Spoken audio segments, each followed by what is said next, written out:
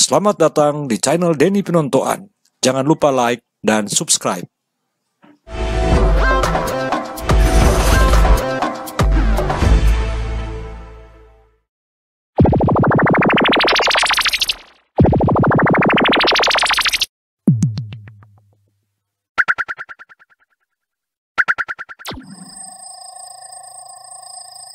Selamat baku dapat lagi di channel Denny Pinontoan.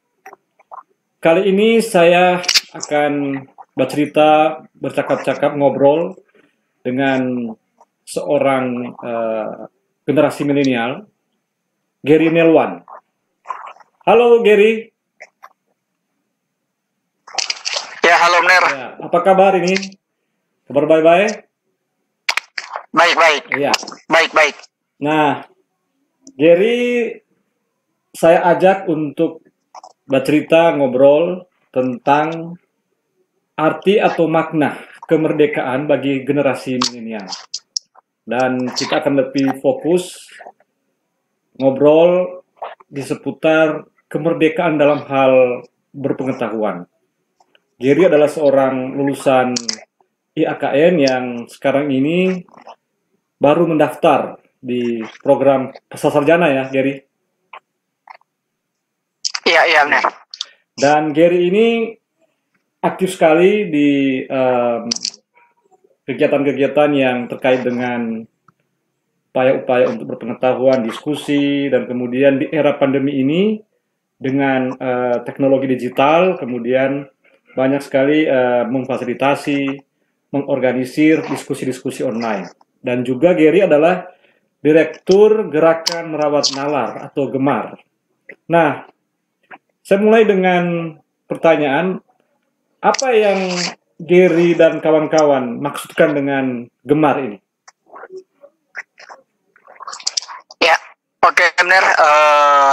Sebenarnya Gemar ini adalah ruang diskusi untuk kami yang sebelumnya pada saat sebelum pandemi kami melaksanakan diskusi antara mahasiswa juga beberapa dosen melaksanakan diskusi dan kami menjaga ritme itu. Jadi isu-isu kontemporer, pemikiran-pemikiran, apapun itu kami diskusikan dari berbagai perspektif dan melibatkan dosen-dosen yang bidangnya dan kita bercakap dari berbagai lintas disiplin juga benar.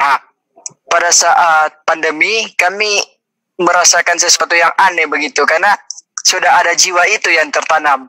Lah bagaimana untuk kita melanjutkan itu? Maka kita hanya memindahkan tempatnya dari tempat tatap muka ke tempat yang virtual. Sebenarnya itu adalah bagian dari rutinitas realita kehidupan kami itu antara mahasiswa dan dosen-dosen, tapi juga ada beberapa yang di luar mahasiswa begitu berdiskusi. Jadi ruang gerakan merawat nalar ini sebenarnya bagian dari rutinitas diskusi sebelum pandemi. Tapi saat pandemi ya kami membuat ruang ini. Iya. Kurang lebih begitu benar. Namanya menarik, Gerakan Merawat Nalar. Merawat nalar. Mengapa nalar harus dirawat? Ya, kami berpikir mengapa sampai mengatakan gerakan merawat nalar. Jadi ada 3 kata kunci di situ. Yang pertama gerakan, yang kedua merawat, yang ketiga nalar. Jadi sebenarnya 3 kata kunci itu mempunyai makna tersendiri di luar dari makna kata itu sendiri. Jadi kalau kami merawat itu artinya kami menjaga dan terus menjaga. Baru masuk ke merawat, yaitu bukan hanya menjaga, tetapi kami lebih bersentuhan dengan apa yang kami jaga itu. Contohnya kalau bunga kan kalau dijaga ya hanya ditengok saja, tapi kalau ini kami merawat, kami menyiram itu. Nalar ini menjadi poin penting. Yaitu pemikiran, bagaimana kita menjaga itu lewat diskusi, lewat membaca, meneliti, dan sebagainya. Soalnya itu sebenarnya bagian umumnya sehingga ditarik Gerakan Merawat Nalar. Yap. Ya, Mer. Yap, menarik. Ya, kita ke topik ini. Setiap memasuki bulan Agustus dan berpuncak di tanggal 17 Agustus, negara kita, warga negaranya merayakan Hari Kemerdekaan. Nah, kaitan dengan itu, bagi Gary sebagai seorang sarjana yang masih akan terus melanjutkan upaya-upaya untuk pengembangan pengetahuan, termasuk berkuliah, apa arti kemerdekaan itu? Oke, kemerdekaan yang saya pahami dan saya dari pemikiran saya yaitu sesuatu yang bebas sebenarnya, sesuatu yang sudah tidak lagi dijajah. Jadi kalau lebih khusus masuk ke pandangan saya sebagai fresh graduate begini, apalagi mau lanjut, sebenarnya kebebasan berpikir, kebebasan berpendapat yang sesuai dengan dasar yang kuat, apalagi kalau para intelek itu intinya bermain data juga, bukan cuma bermain teori, tetapi di konteksnya sebenarnya ada ketimpangan ya Mir, antara kebebasan yang telah digaung-gaungkan khususnya kepada mahasiswa, tetapi ruang akademik yang harusnya menjadi kebebasan untuk berpikir ya sementara dalam, mungkin saya bisa katakan dengan istilah mahasiswa sementara ada bagian resistensi ya Mir, bagaimana mengatakan bebas tetapi sebenarnya jujur saja tidak bebas begitu. Jadi sebagian mahasiswa sementara dalam proses resistensi begitu Mir.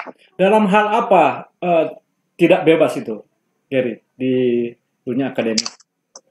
Mungkin pengalaman atau pengamatan ya, Gary dan kawan-kawan? Ya, kalau berangkat dari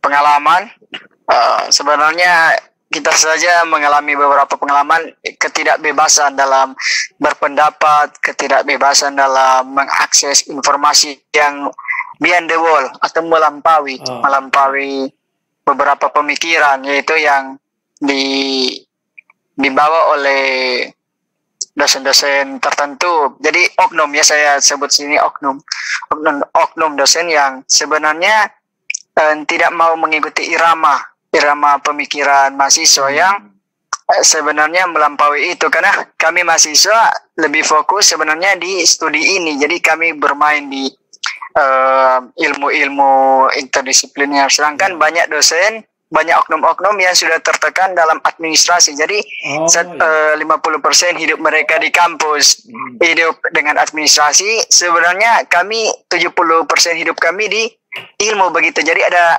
selisih 20%. Nah, 20% itu yang sulit diterima oleh dosen-dosen atau oknum dosen. Ya, itu benar.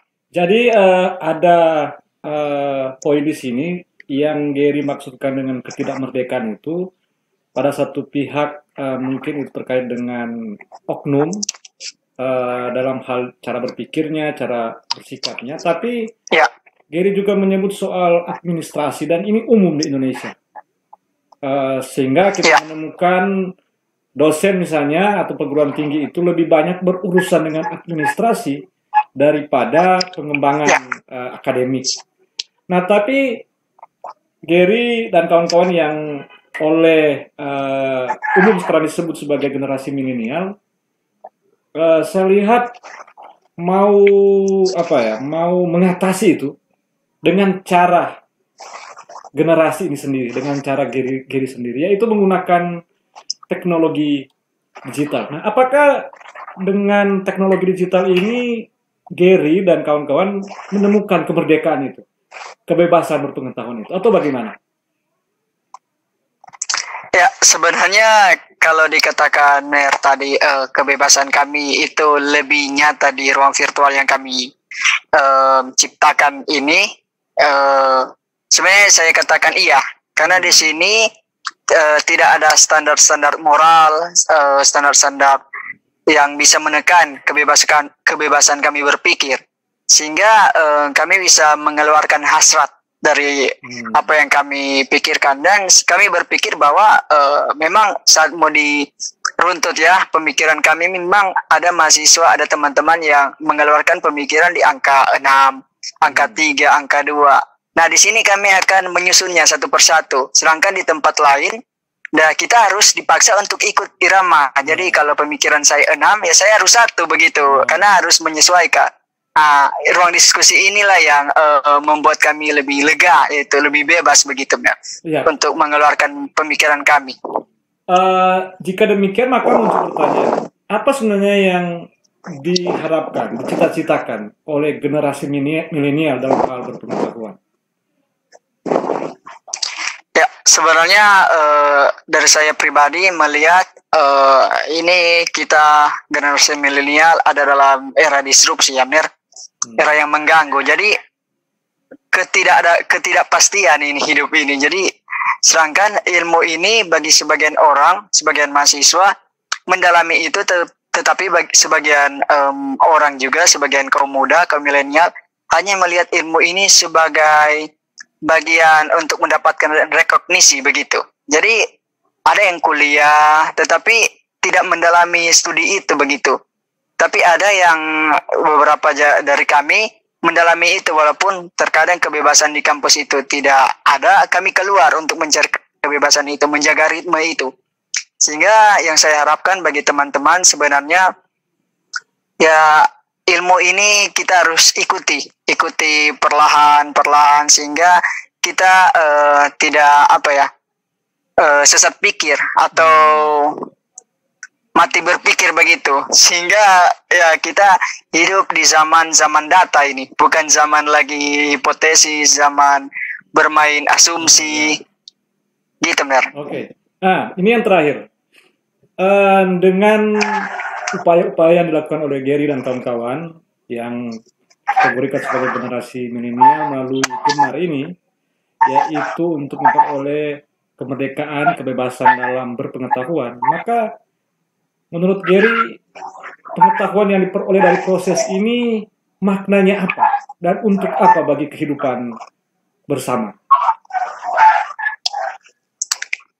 Ya, jadi saya berpikir sebenarnya makna dari kebebasan ini harus menjadi dampak bagi orang lain yang sebenarnya sementara dalam proses ketidakbebasan begitu. Jadi kita anak-anak muda bukan lagi agen perubahan, tetapi melampaui itu, bukan lagi sebagai agen yang merubah diri sendiri, tapi merubah orang lain begitu ya.